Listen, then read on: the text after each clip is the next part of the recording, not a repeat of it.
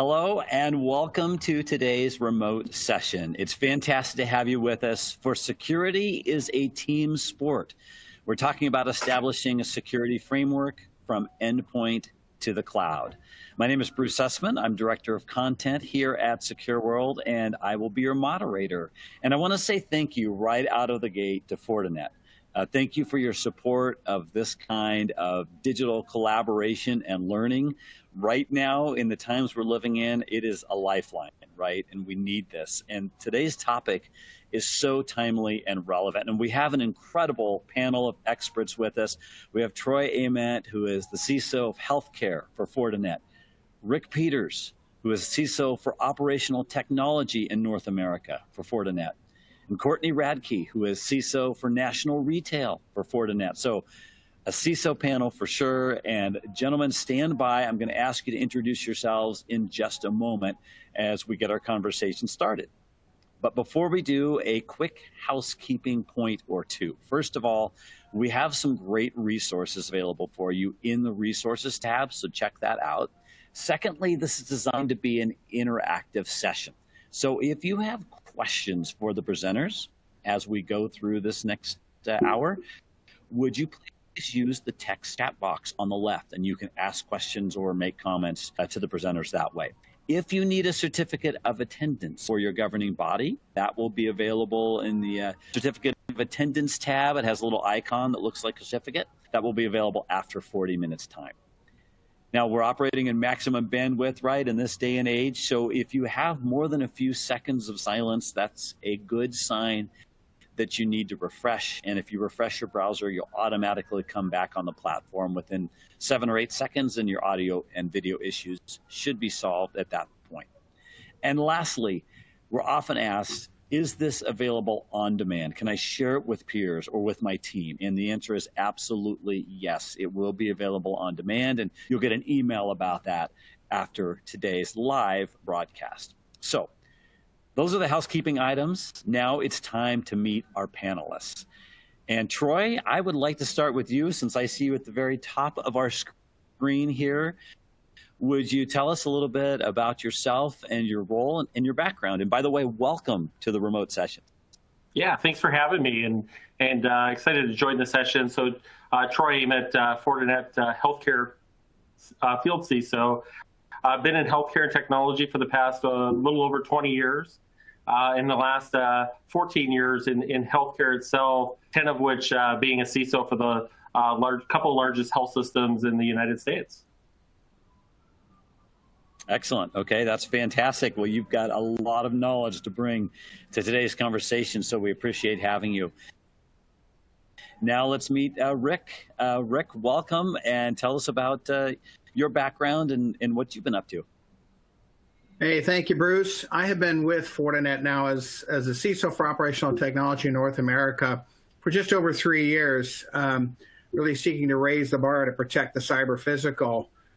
Prior to Fortinet, spent just shy of 38 years with our intelligence community as part of the National Security Agency. Engineer there, I hailed from Johns Hopkins University, so worked offensive operations against foreign targets of interest, as well as the defense of critical infrastructure. So when you talk operational technology, industrial control systems and SCADA are usually part of that conversation.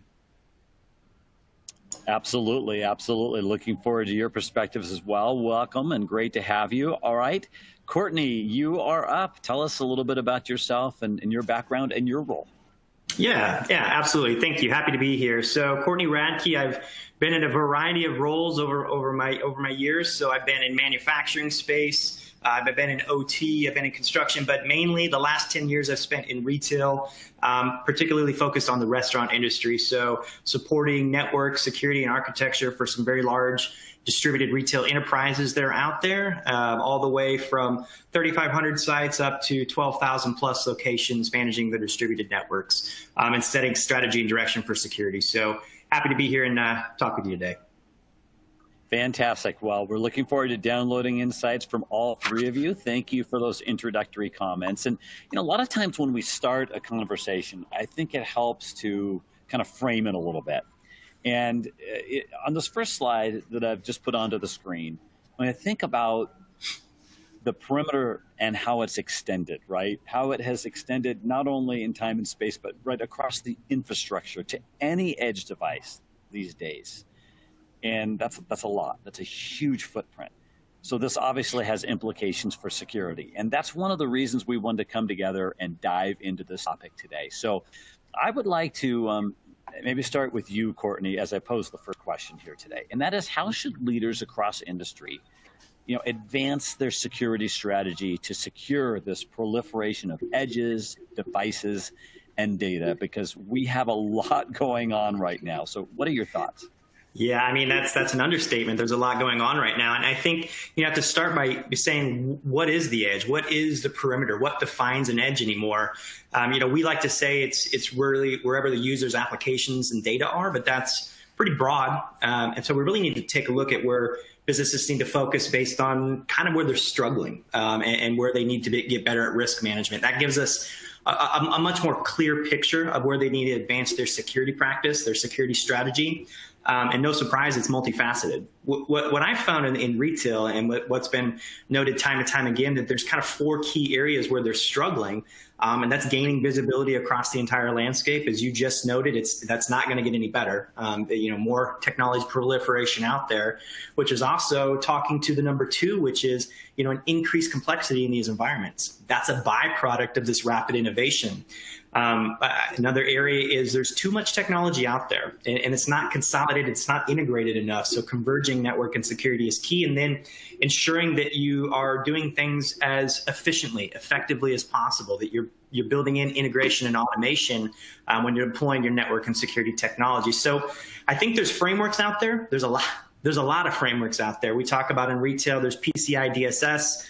You can look at, the high trust CSF. You can look at NIST's Center of Cyber Excellence. There's a lot of programs out there specific to retail. But I think what we often run into in retail is that we use compliance for more than just a framework. And organizations should be obviously gaining compliance, right? That compliance is a sign that they're secure, but that's not necessarily meaning that that's their entire security posture. Have they reduced risk if you're following with PCI DSS, for instance? Absolutely. Have you built a solid foundation for risk management? Again, if you're doing it right, yes, you probably have. But we run into a danger of chasing compliance, where compliance is the table stakes. It's the cost of doing business, but true risk management should be about treating security as a continuous process, about managing it over time, not to meet points in time. And I think that's where we kind of need to move towards, is using all of these frameworks to build a good cybersecurity program, but not necessarily basing your being secure on whether or not you're compliant. Security has to be maintained throughout and become part of the regular process. Okay, yeah, Rick, what are your thoughts? Very, very good, Courtney. Appreciate that. What are you thinking on this? So, it's interesting. I think when you think about the different verticals, and obviously you have Troy and Courtney and I together, and we're sharing notes all the time, right? Our value of parlaying our expertise allows, because we know these things intersect. But obviously there are things that are exclusively unique about operational technology. It's often viewed as, historic, but much has happened, right, to change that landscape as well. Innovative technology didn't give OT a free pass. In fact, we don't have to look past 2020 to have realized that there was a whole lot of innovation and digital transformation already happening across the subsector verticals from manufacturing to energy and utilities to transportation, happening everywhere. I think the thing you wrestle with is understanding what is different about operational technology. And I think the thing that captivates most right away is that, yeah, you've got emerging technologies, but you also have a challenge to manage historical legacy hardware and software, because typically the cyber physical is out there for decades. Quite a bit different from the traditional IT challenges, yet you still have to wrestle with them. And guess what? The surge of what we characterize as Industry 4.0, that revolution and move towards sharing more and more data, and I would argue that data really is that commodity driving all of this change, is certainly on the forefront. And coming back to something Courtney said, we have to think about the adoption of the cybersecurity best practices, part of that solution space that I know we're going to get to today, and then be patient and willing to work with customers who speak a different language, because OT subject matter experts don't think or possess the same value systems that you typically see in the IT world. Yeah, interesting on that translation sometimes and the values and also the timeline that you're working with in the operational technology. Okay, thank you, Rick. That's excellent. All right, Troy, this is where we find out if all of your thoughts were already taken since you're going last, but I highly doubt that. So what are you thinking here? Yeah, some of the things that I would echo and then build upon are things like technology governance and having a strong framework, right? So, if you're utilizing a framework such as ITIL and really baking in security into any type of service, technology service that you're enabling the organization through digital transformation, that's super important. And then really assessing technology partners as well and making sure that, much more than your partners, that you're building out a foundational framework of security and technology that can be really agile, and then as well can really extend to the edges that as we innovate. Yeah, that's excellent. Okay, really appreciate that. And thank you all three for kind of helping do a level set here, right, to get us going. Let's move to our next question now. And as you pointed out, I think, Courtney, you're the one who mentioned that, you guys are come from totally different verticals, and that's exciting to have you together in one place. So let's talk about this next question with respect to your specific vertical. So when we talk about endpoints and their need for security, what endpoints are of concern in your particular vertical? So Troy, how about we start with you? And of course, this is the healthcare vertical. So what's happening? Yeah, great question. And, what's interesting about large integrated health systems or large pharmaceutical organizations is they have thousands of endpoints, and those endpoints are really dependent upon, 24/7, 365 days a year to do, great patient care. And the way I bucket them is, really not from a criticality point, because really so much of the ecosystem is so important to patient care. But, the different buckets and concerns that I look at is one, the vast amount of endpoints within healthcare. If you look at clinical patient care devices, the organizations that I came from had upwards of 100,000, traditional desktops that were in areas such as nurses' stations, radiology PACS environments, point of sale, and lab and pharmacy as well. But then you could also pivot over to more of our back office areas, such as the service center, where revenue cycle, customer service, HR, and finance are so important to powering the organization. And those devices I really feel are foundational, and a lot of organizations that have strong operations are handling very well from an endpoint perspective. But then as we pivot throughout the environment, we look at mobile. So mobile has become so important from an efficiency and a cost reduction from a patient care perspective within healthcare. We have a lot of bedside patient tablets that we need to protect because they're storing and processing so much patient data. You think about other non-traditional or, really next-gen devices that are running things like Android and iOS, that are things like phlebotomist mobile scanners, and even the way that patients receive food today, they're ordering it on tablets. Dietary staff are delivering them and scanning those patients as well. And then probably the most complex area are areas such as what I call the hybrid connected medical devices, things that are regulated by the FDA. So these are traditionally a lot of proprietary operating systems and/or embedded Windows devices. These can be, laboratory analyzers that are doing flu and COVID, analysis and really driving those results. They can also be OR robotics devices, things that are doing really complex surgeries and where patient care and patient safety is so important, and there's a lot of risk. And then a couple others that I would mention are things like perinatal systems that are connected to traditional PCs that monitor the baby and mom and OB, and pharmacy dispensing units that are dispensing drugs as well. Those things are really vast within healthcare, and the strategies that each organization implements can be different, but foundationally need to ensure the same automation, orchestration, integration with security operations centers are the same. Yeah, that is fascinating. The variety of devices and different things that need to be secured in different ways. And as you were talking, Troy, it seems to me in the healthcare sector, it goes so far beyond talking about cybersecurity, right? You're almost talking about life security in association with these devices, right? Yeah, you're absolutely right. You know, the risk exists that a device could be compromised, and you know, whether that's a med dispensing unit could impact someone's life, or something you know as critical as a robotics device as well. Yeah, incredible. Okay, great. Well, thank you for that healthcare overview. All right, let's go to the next vertical. And how about retail? What do you think is happening in the space now?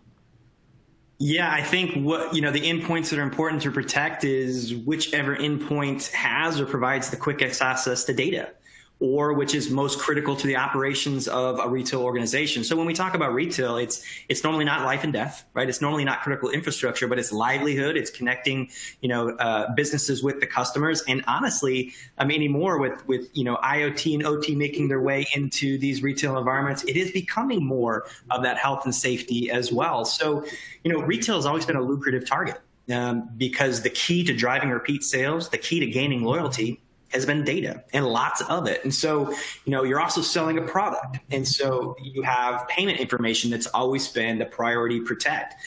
We've seen with that, you know, the implementation, the slow adoption of chip and PAN, but the implementation of end-to-end encryption, that the POS has fallen off, you know, as an end goal, but it's still a common target on that first step in the journey to get to the data or to data compromise.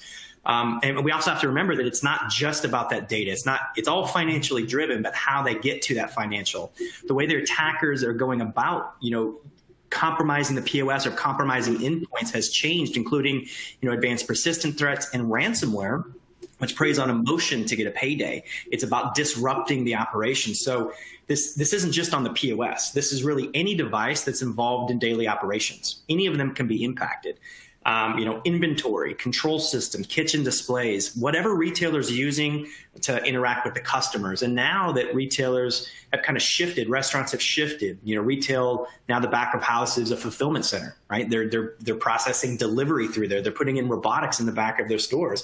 And restaurants are facilitating, you know, curbside delivery. They have more IoT devices in their stores than ever before. Things are more connected. Everything is monitored. So the moment that, you know, ransomware or an attack comes in, some crimeware, and brings your, you know, operations to a halt, it doesn't matter if they weren't going after your financial data. It doesn't matter if they weren't scraping your customer data. You can't serve your customers if you don't have access to the technology inside of your, you know, organization. So it's really any device that has access to data or is, you know, required for your daily operations to meet customer demand. And it's unfortunate because, you know, loyalty is not as inherent in retail anymore. So it's all about providing consistent experiences. And the moment that your service is degraded, that you have no access to your internal systems, you've now created a bad experience for that customer, maybe at no fault to your own, unless you didn't have the correct protections, but they may not come back. So it's extremely key to not only protect your data, protect your customers, but protect your, you know, always on experience. Yeah, I like the way you painted that picture as I think about that, Courtney, because, I mean, going back to what Troy was saying, I mean, sometimes lives are at stake. In retail, livelihoods are at stake, and the stakes are very high as well, just maybe in a different way. So that's excellent. Thank you for couching all that. Okay, let's talk about operational technology. Rick, what are you seeing in your vertical right now? You know, Bruce, as I was listening to Troy and Courtney talk about their respective verticals, you know, the thing that's popped into my brain, and I was underlining it here, the table stakes are high. It's understanding the consequence of the failure to protect those domains. You know, whether you're protecting lives or business or all of that. And you don't really stray from that when you talk about operational technology. You know, the abiding principle in that business world is safe and continuous operations. And I'm sitting here thinking to myself, well, why would you stray from that in healthcare? And you wouldn't, right? Then there's a natural tendency to want to preserve the environment. I think in operational technology, the only thing that becomes slightly a bit exclusive is, we're talking about the sensorization of the cyber physical. You know, it's no longer on-prem, and it hasn't been for a while. It's an extended enterprise that recognizes the need to insist on earned trust, right, for the devices, for the applications and the users that attach and come on and off the network. That's all very important. I think the thing that also becomes slightly unique in operational technology is the fragility of the infrastructure. As you get closer to the plant floor, you start to encounter devices like PLCs, programmable logic controllers, and RTU devices. They tend to be fragile. They don't do well being interrogated. If you're doing an active scan, you're going to cause big problems in operational technology. Yet we still need to have that visibility. So we have to extrapolate in our solution space, and that's where partnerships become very valuable, because we can do some things in our ecosystem, which I know we're going to talk about later, that allow us not just to sustain trust, but be able to understand what's going on behaviorally. So, regardless of the target, I have to be able to protect that environment. I have to understand what's going on, because again, those table stakes are very high, and I'm having to protect an environment where change isn't welcome in the first place. So I've got to be able to convince the client that they can not only trust me, but be able to believe in the integrity and the state of their environment from moment to moment. Mm-hmm. Yeah, that's an interesting note about change. I like that. And also just kind of the overall big picture there, safe and continuous operation. It doesn't matter if you're vertical, right? We depend on that, and we expect that and need that. So that's great, Rick. Okay, and don't go far, Rick, because I want to pose this next question to you. When it comes to endpoint security, we've had a big shift. What was required to get to this new normal? What are you thinking about that? There's been much written about the speed of innovation, and I think, a lot of it tuned to events that occurred in early 2020 that were pandemic driven, obviously. And businesses and OT, again, didn't get a free pass, had to pivot quickly, right, to be able to accommodate and sustain their business despite the need to do something different model-wise.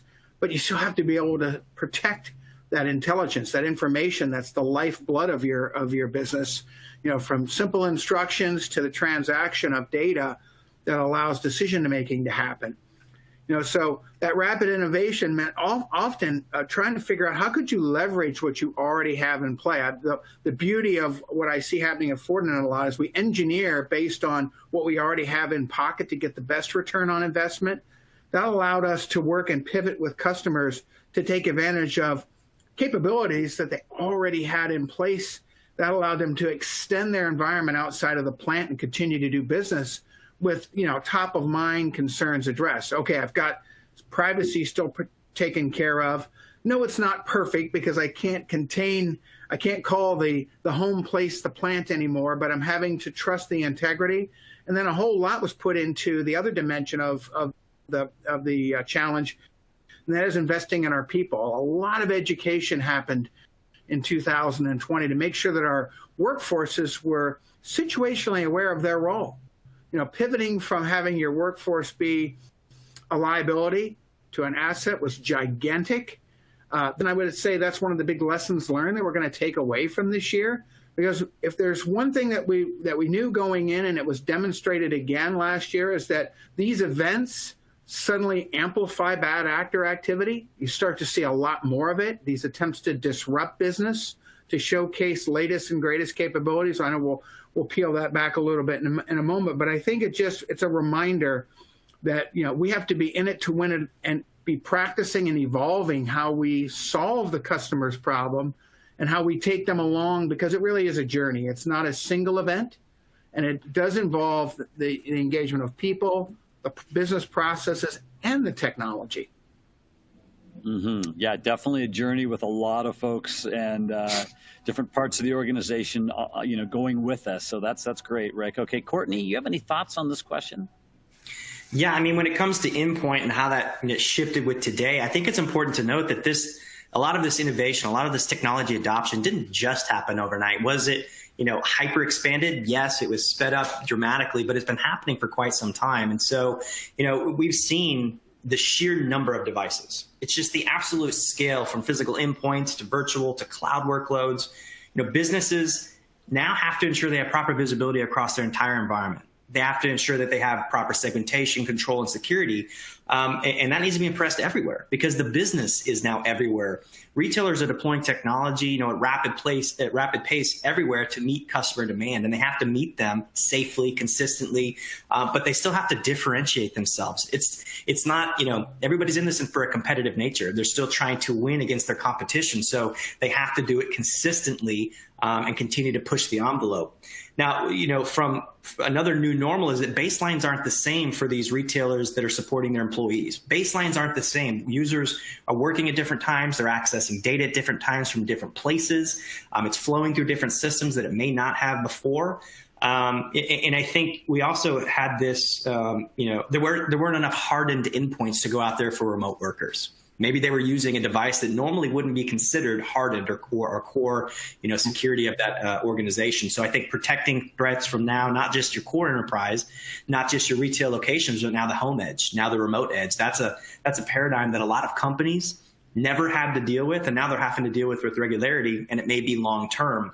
And the threat actors understood this, right? They thrive in the disruption. They realized that early on that maybe there were some vulnerabilities that they could exploit. Maybe there weren't some protections that were in place that maybe should have been. So not only were they susceptible to the advanced threats, but some of the old tried and true ones that were working before. Phishing became more regular. I think as Rick said, training and awareness became absolutely key. You had this, routine of being able to train your employees, train customers as well of what looks right and what doesn't. But now when you're in this disparate nature, everybody's home and you're having to meet demand in different ways, it's harder to get that awareness out there. So I think, focusing on how to have training and awareness of how to protect themselves, that's what this new normal is kind of highlighted. And I think what it's also highlighted is endpoint protection is still absolutely critical. I think some people dismiss it as it wasn't important anymore. But I think, if anything, the last couple months have shown, or the last year has shown, that endpoint protection is absolutely critical, but it's only as effective as what you build around it. It can't do it by itself. Right? So it has to protect against advanced threats, long-lived threats, old threats, but it can't do it by itself. And I think we'll touch on, how to actually provide better security throughout your organization, not just with endpoint, but breaking that out into more pieces a little bit later on. Okay, excellent. Really appreciate that. Troy, anything you wanted to add to what's already been said? Yeah, I think what Courtney and Rick provided there was really a great summary. From a healthcare perspective, like all industries, there was a huge workforce mobilization, and some health systems, unfortunately, were really more brick and mortar and really had a lot of back office employees that weren't mobile workers, didn't work from home. But our whole industry shift. I know I'm unique in the fact in joining Fortinet last fall, and before that being at the largest health system in Michigan, we had to mobilize 6,000 staff in 3 weeks out of our core offices, along with opening up COVID testing centers. And then later into this year, now a lot of health systems opening up vaccination centers as well. So, really in building upon that, new connected medical devices for laboratory equipment for testing COVID. That was all new equipment that hadn't been in place. That was all ordered, procured, and implemented. And then a vast expansion of virtual visits in the number of endpoints and home connected medical devices for giving telemetry on patients. But what's not surprising is we look at 2020 and all that digital transformation and change and disruption within healthcare. And then what we saw later in 2020 is the adversaries taking advantage of that, and a large number of ransomware attacks and phishing attacks, amongst healthcare organizations, following that. Yeah, interesting that a couple of you mentioned about the pivoting of the attackers, in response to this new normal, and now we're doing it too. So it's a good thing that we're doing it on the right side of things at this point. Okay, Troy, don't go far, because I want to ask you a question next, as this pertains to your vertical. Mm-hmm. And I'm thinking about, where does privacy come in when you think about endpoints that are being used in collecting patient details with devices for diabetes, heart monitors, or other Internet of Medical Things type technologies, especially given this is happening on the go or at home with the patient. So what are you thinking, Troy? What are some considerations? Yeah, many times I get the question about HIPAA and security, right? But foundationally, really, the privacy of patient data is the foundational requirement of HIPAA. And there's security that, really builds upon that to protect that privacy, which is enforced by the Office of Civil Rights and Health and Human Services, right? So assessing the privacy and risks for endpoints that are storing and processing protected health information is really critical. When assessing risk, it's important to design technology that reduces that overall risk.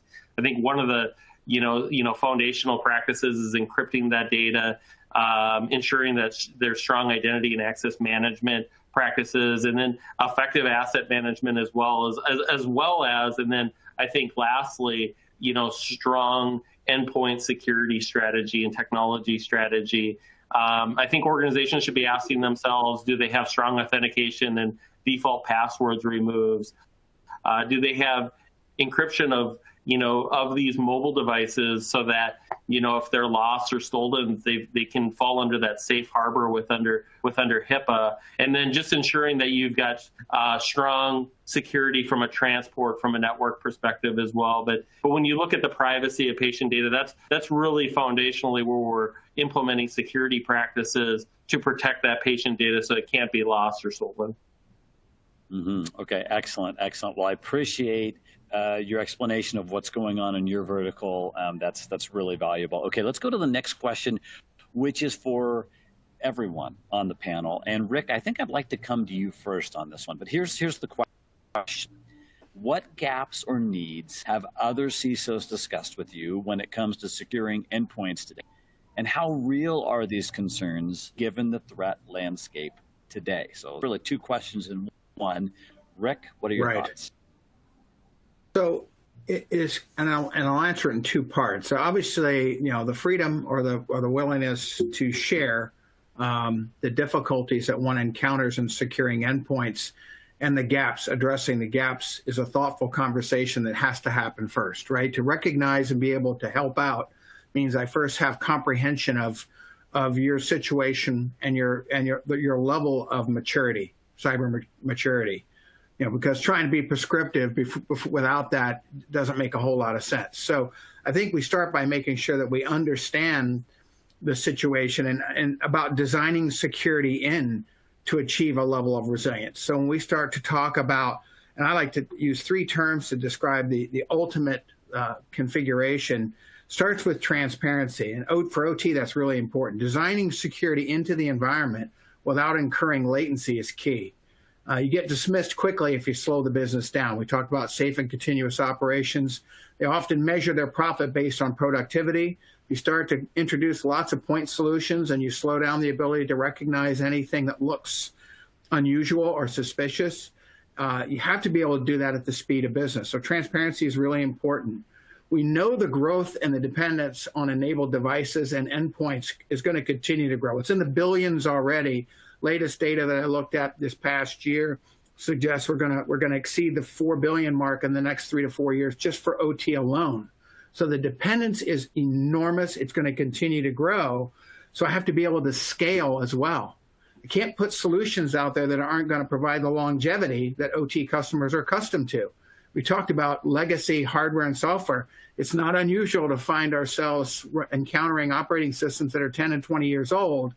Likewise, you have to be able to work in that fused environment where you are dealing with emerging technologies and legacy technology. And the last one is you have to be able to operate very fast. Speed is key in this business. So being situationally aware, understanding any sort of a behavior, being able to analyze and to break that kill chain, from the moment, because I will tell you, when I'm working with a CISO, I ask them to assume as if they've already been compromised.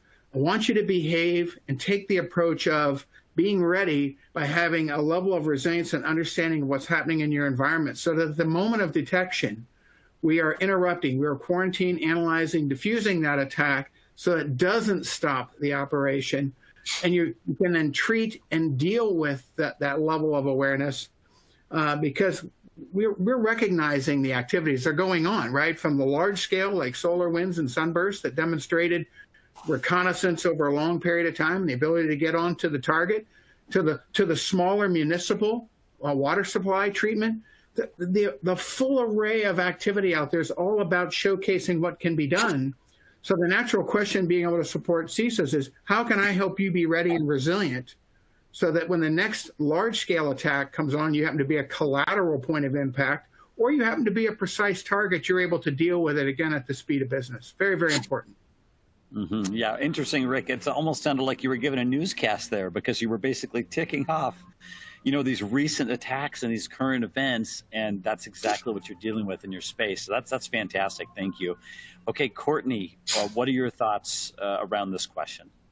Yeah, I think, it is a thoughtful conversation it normally has to be had, but it's a hard conversation to have. You never want to admit that something's not working. So I think, true efficacy, am I just spending money on something? How do I know it's actually working? More than just data sheets. And then, the ability to recover is often something that's overlooked here. And then I'll talk to how real it is, because it's pretty real. But, how do I know it's actually working? CISOs often say, yes, there's all of these products, all of them say they work, but how do I actually know? I think we start to look at, and we know a lot of solutions aren't, because unfortunately, still, retail organizations rarely are finding out on their own that something has happened. They're either notified by a card brand, customer, law enforcement, or in ransomware, they're notified by the threat actor, or in brazen attacks, the threat actor tells them that they've been compromised. So this points to lack of actual true detection capabilities. And likewise, there were a record number of breaches investigated in 2020, according to the Verizon Data Breach Report, with confirmed personal or financial data in almost half of those. So a lot of stuff in the news cycle, but there were a record number of breaches, record number in retail as well. So this means that there's also gaps in the response capabilities. Predict, prevent, detect, and respond. That's really the things that we should be doing here with these endpoint products. But we see that, a lot of endpoint protection is about all of the data that I can get in, and how to identify issues that are maybe already in flight. It's good with incident response, but it also may inundate teams. Yes, you have all of this data, but what do I do with it? And so without that integration and automation, what good actually is it? Few of them have that ability to leverage an entire platform, to have all of those integrations to make sense of the data. And a lot of them have way too many moving pieces. They're moving with disparate technologies that don't talk to each other. And I think what they do is end up creating sprawl that hurts your ability to respond to incidents as opposed to, reacting accordingly. So the predict, prevent, detect, and respond, but also recover is always overlooked. And I think Rick, touched on it earlier, is, we have few of these solutions out there, that actually allow you to have the ability to recover. We'd love to stop all threats before they happen. Great. Prevention would be fantastic. We know that's not always going to happen. You need to be able to respond. That's absolutely critical. When something does happen, stop the kill chain. Speed is key, as Rick said. You need to be able to stop them. But recovering, what about recovering? And recovering with the important information to use in forensics. How was I attacked? How do I prevent it from happening? Am I still at risk? Recovering with, limited impact to operations. Because if you have to have a prolonged operational stoppage, if you lose functionality of your environment, if you stop the attack, but you've created more collateral damage to yourself by doing so, then you have to start thinking about that risk to reward of did I actually help myself, or did I hurt myself by stopping operations? And I think we talk about the how real. It's very real. Certain groups, I think we've heard of them, FIN7 and Carbonac, those kind of, threat methodologies, they've been attributed to over $1 billion over the last 5 years. Others such as, Mage, DarkSide, some of these other ones for crimeware, they continue to evolve. They continue to be reused. Why? Because they work. There's some studies that say over 30 billion a year is lost to cybercrime in retail. And it's becoming more prevalent, more sophisticated, virtually every time it's measured. So it's pretty real for those organizations that are out there. Yeah, very real indeed. And I have to tell you something kind of funny. While you were talking, Courtney, Chris messaged in on the Q&A box and said, recovery, yes, breach it. So he was very excited that you were on board with that. And that is... It's often overlooked. Often overlooked. That's right. Just like you're saying. Exactly. That's fantastic. Okay, Troy, what are you thinking about this question?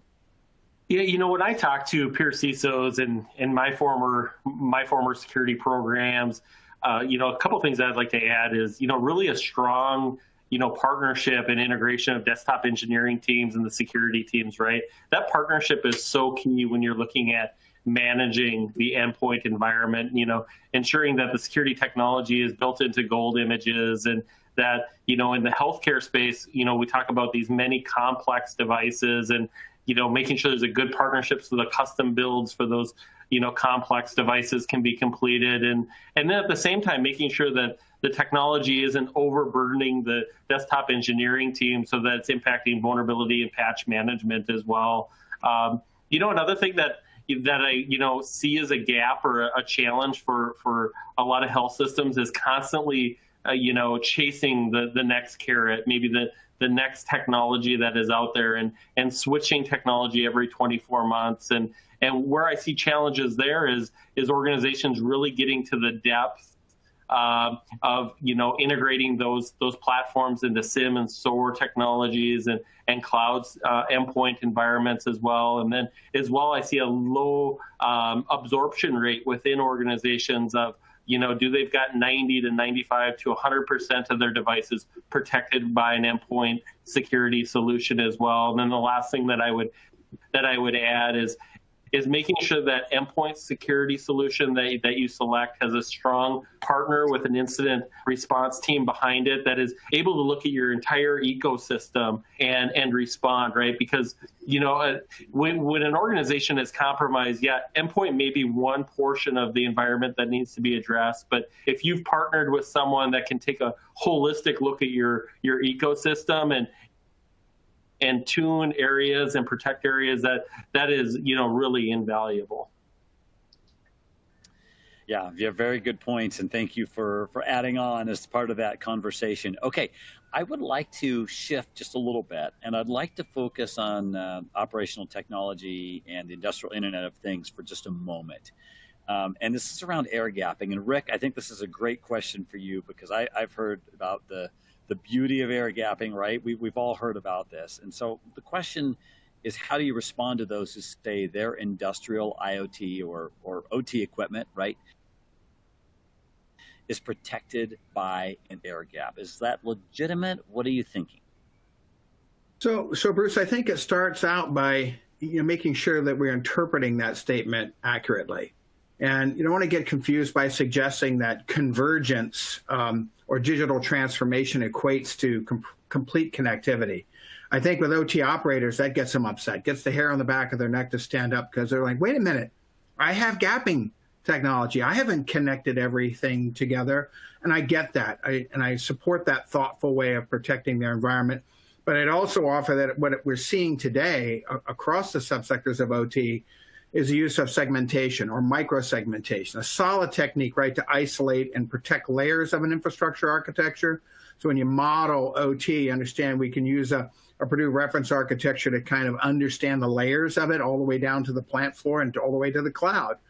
And I think that's important, because we're establishing these zones of control. We've talked about role-based access earlier. It's not a complete ability to connect to anything, but rather controlling that process. And then paying attention to the privileges that are assigned, the behaviors that are being modeled and analyzed. All of those things have to happen, because you've got to recognize that first moment, that whether it's an attack that's been scripted, whether it's a behavior I haven't seen before, maybe it's somebody having a bad day, or it's an insider, I have to be able to recognize all of those kinds of things. So a containment strategy works well. And I would just add, in my prior life, access was everything. Getting on target was the key, and it relied on the probably the greatest imperfection, and that's the human behavior. We recognize that still today, and so we're bringing into the equation is ability to leverage technology to address that uncertainty. Right, to understand that the proliferation of Internet of Things and the industrial Internet of Things is going to challenge us. We're going to have to trust our supply chain. We're going to have to figure out how to be more resilient in that space. It's not simple. There's no simple check box you can check and move forward. But as I'm working with these partners today to say, yeah, okay, we have essentially gapped your environment, but we have to be persistent in our absolution of understanding what's going on inside not just at the edges. We've got to look both ways, right? Thinking inside out then allows me to outmaneuver the adversary or the bad actor, and to detect any kind of behavior that could cause a loss of operation or even put lives at risk, because many of these operations, a kinetic situation can occur. And again, the consequences are very high. So the table stakes, again, really need to be addressed. We have to do a little consequence engineering, if you will. I like that term, consequence engineering. Excellent idea. Okay, that's great, Rick. And thank you, too, for level setting on, what are we talking about when we're saying air gapping? Because I was on a panel the other day and somebody said, we're all talking cloud security, but what do we mean by cloud security? That could mean a lot of different things. And air gapping is another one of those terms we throw around in security, right? So you've obviously found that people see it different ways. So thank you for clarifying on that. Okay, let's go to our next question right now. And this is for everyone again. And let's see, I think, Courtney, I'd like to come to you first on this one. So how would you advise your peers when it comes to securing the evolution of IoT devices and 5G going forward? We know this is underway and this is where we're going in the future. So what advice would you have? Yeah, I think that's probably some good advice, that it's inevitable. It's going to happen. We were, just talking about, Rick said in OT, you're trying to maybe provide some air gaps. You're trying to provide some segmentation where possible. In retail, you're trying to connect everything. You're trying to get as much personalization as absolutely possible, and IoT is driving that. So, Rick said earlier that there's 4 billion devices, online connected devices alone just in OT. IDC estimated that there were 30 billion total connected in 2020, and by 2025, 42 billion devices. And so that's only going to be furthered by 5G, which is that train that's on the tracks ready to take off. And over the next 5 years, it's going to. So I think, due to the IoT revolution and ongoing of 5G, these devices are going to continue going into these environments with extreme regularity, rapid pace. The problem being that there's a lot of data. They're creating a lot of data. They're creating a lot of connections, and these devices aren't owned by the retailers. The data is not staying within inside of those 4 walls. So you have to not only provide that protection at the edge, but protection of your endpoints inside that environment, because there's a lot of lateral movement. Chances now with all of these devices inside. So, you need not only robust secure connectivity, you're bringing these devices on, they need internet, they need connection to the internet somehow. So you have to provide that connectivity securely via secure SD-WAN, things like that. But you now have to provide greater visibility, control over these devices inside of your environment. This is network access control. This is moving into more kind of those zero trust models. Coming from retail and restaurants in particular, I saw firsthand, even several years ago, how the IoT revolution was quickly gaining a foothold. There's connected fridges, there's connected grease fryers, there's line busting, inventory management. There's all of these things inside of these environments, and it was already taking hold 5 years ago. Fast forward to now, and the only way that retailers and restaurants could interact with their customers was digitally. That has only expanded the amount of tech that's out there, the amount of devices that's out there. It is the norm. So you have to understand, I think, embrace the inevitable, embrace that these devices will be on your network, but they also have limited inherent protections. And they also have very little standards, if any standards, with regards to security. So protect the environment from ongoing IoT and the prevalence of 5G, which is picking up. I think the best approach is that, always the defense in depth. Having a good protection on your endpoints, as we said, is absolutely critical. But approaching, moving towards an adoption of zero trust access to ensure you have tight integrations with the rest of your security technologies, as well as protections into your cloud environment. Because again, your 99% of your data is going to the cloud now. They may be using your POS, your endpoints to get to that data, which is now in the cloud. So you need to put in protections every step of the way to make it even harder for them to get there. But if they do, you have to make sure that you have those protections in place. Mm-hmm.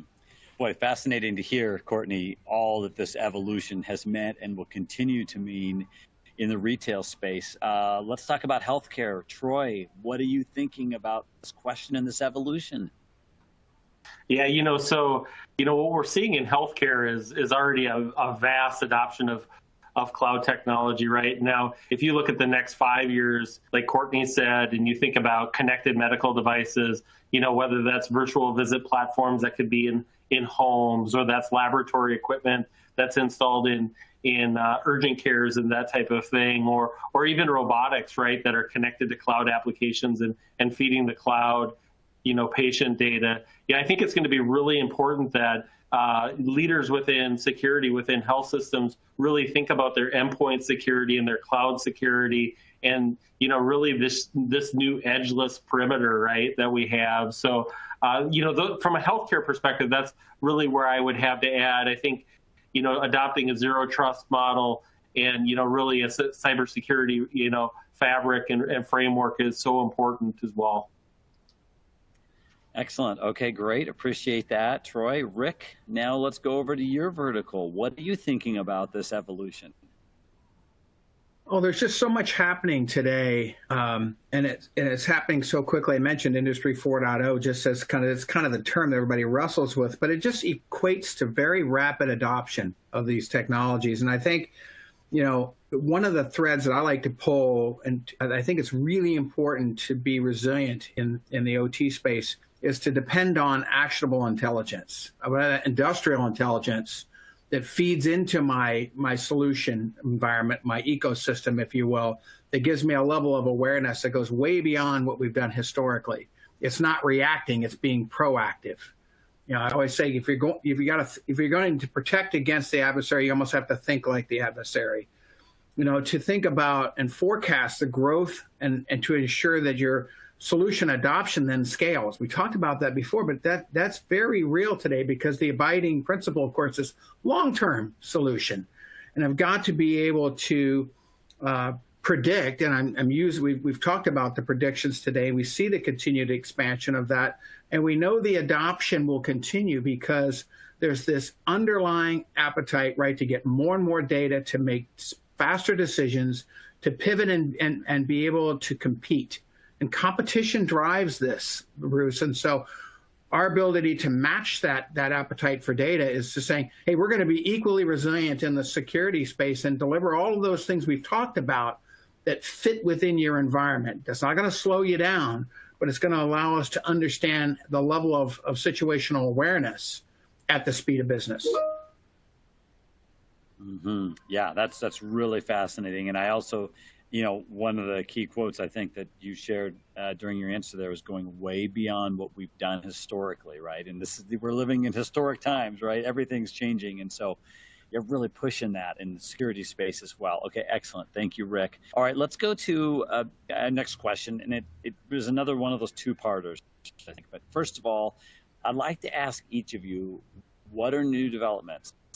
What have you seen for securing the endpoint in your industry, in your vertical? And then secondly, we'll look at how important is a platform for overall protection. So let's see, Troy, would you start us off on this one? Yeah, so the first thing that I'd like to mention that really excites me is really the FDA embracing endpoint and connected medical device security and releasing new guidelines and future requirements that could be coming down the line. But what even excites me more than the new regulation is what I'm seeing from the connected medical device and medical device manufacturer space.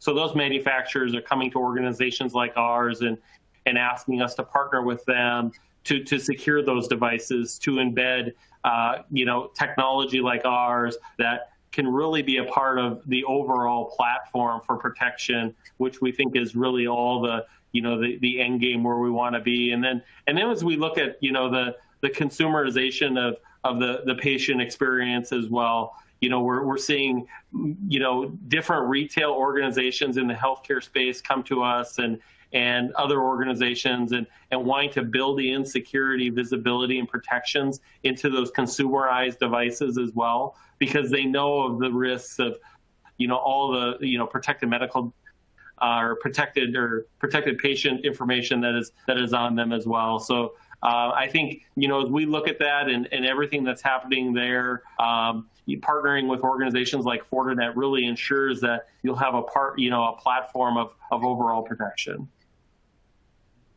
Excellent. Okay, I appreciate your optimism as well and your excitement over what's new. And so, Rick, I'll throw the same question to you. What are you seeing that's new? What are you excited about?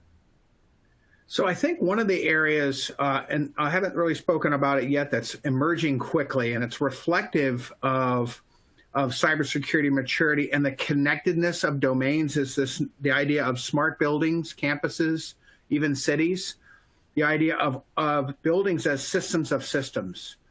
But this new desire to have data that reflects all levels of services that happens within that facility, whether it's an office building, which we know the dimensions and the population of that's going to look differently post the pandemic. We're not going back to the model that we worked from before.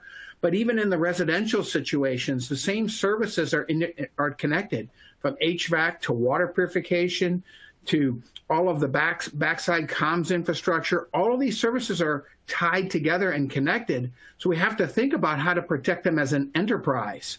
Because one way in, that access allows me as the bad actor or the cyber adversary to really create serious disruption. And disruption in this case lowers the consumer confidence. And in real estate, it's a gigantic market. So consumer confidence is gigantic, but not only that, the ability to understand the state of that facility for evacuation purposes, for a situation escalates and we have an opportunity where we have to protect the occupants. All of these environmental scenarios are playing out faster. Look at the last few days and the situations that we're aware of today in our own country here, and we understand that what readiness means is understanding from moment to moment, what do I know about the building? What do I know about the activities that are going on within that building? How can I correlate all that intelligence to provide force protection that's going to be proportional and meet that demand? OT can deliver on that because it can help to connect all of those systems together to have access to data at the speed of business. Again, not just protecting and keeping the air conditioning or the power on, but really understanding how we're protecting the occupants of the facility, again, whether it's commercial or residential. Yeah, a lot to talk about. That's fantastic. Thank you so much, both. And Courtney, I want to ask you about, how important is a platform for overall protection? And maybe you can speak to that just a little bit. Yeah, I mean, I think it's critically important, as we were just talking about, some of the things that we need to make sure that they're evolving, they're coming up in the industry. I think the threat actors are getting smarter as well. Rick said we have to think like the adversary. I think we need to get ahead of them, right? They're using the same technologies we are. So to have those protections in place, to make sure it's all working together, I think we need to make sure that we have this convergence of network and security. I think we need to shift from just talking about protecting the traditional edges and perimeters, protecting the entire environment seamlessly. The problem is we see a lot of times it's approached in a disparate nature, point product to death, right? Throwing in a wall, see what sticks. But that never offers really anything in terms of meaningful integration. And very rarely do you have any automation built into that. Results in vendor sprawl. And honestly, what we've seen is it creates a larger issue. One of the biggest issues being inconsistency. It's cited in pretty much every single, attributing factor to pretty much every single breach and incident, that inconsistent policy, inconsistent configurations, misconfigurations is listed. So cutting down on that just by virtue of a platform, having that integration is absolutely key. And I think that's why we feel there's kind of three tenets that are so core, critically important. And that's having a broad portfolio, right? To visibility and protection of the entire digital attack surface. We're talking about OT, retail, and healthcare. And honestly, the lines are getting blurred because some of these business models are kind of coming together. It's cross-cutting. So having that broadness of vision is absolutely important. I think we also talk about kind of the second tenet of that is having that integration to ensure you're not just adding complexity to your environment, but all of the pieces complement each other, reducing complexity and sharing that threat intelligence, right? We're doing more than we've ever done historically, and we do that through information and using it to push ourselves forward. And then the automation, right, to help ensure that you're providing protection effectively and efficiently every time without inundating your staff. The cyber skills gap is absolutely still real. So we need to be able to help ourselves, work smarter, not harder, self-healing networks, and use AI in our security because the threat actors are using it against us. We need to be able to keep up and stay, a step ahead. So I think that's absolutely key. And you're only able to do that through a cohesive platform approach. That enables organizations of all sizes, of all verticals, to embrace digital transformation with confidence. And I don't think you can do that if you don't have a platform approach. Okay, well, this has been a fantastic conversation. I want to say thank you so much. Thank you, Courtney, and thanks for walking us through the platform a little bit, but thanks for all your expertise around retail, right? Rick, thank you for all your expertise around operational technology.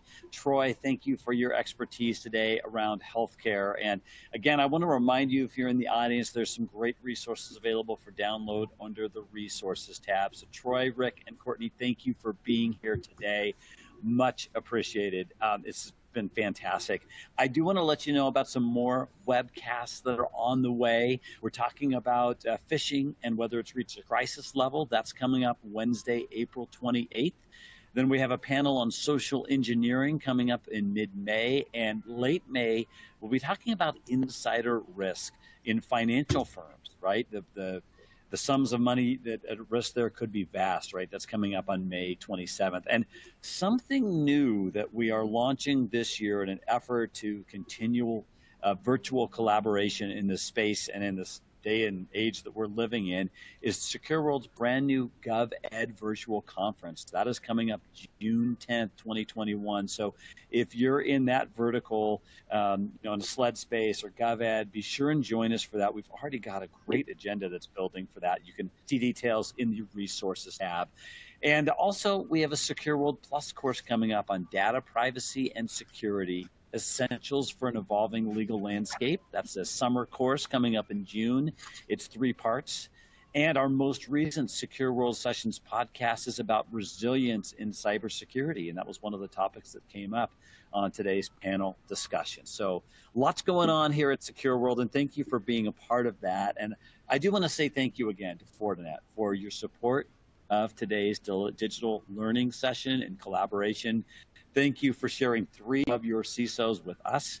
It was fantastic. And so really hope you have a great rest of your morning, your afternoon, or your night, depending on where you are in the world. And we'll catch you next time here on the Secure World Remote Sessions. This does conclude our broadcast.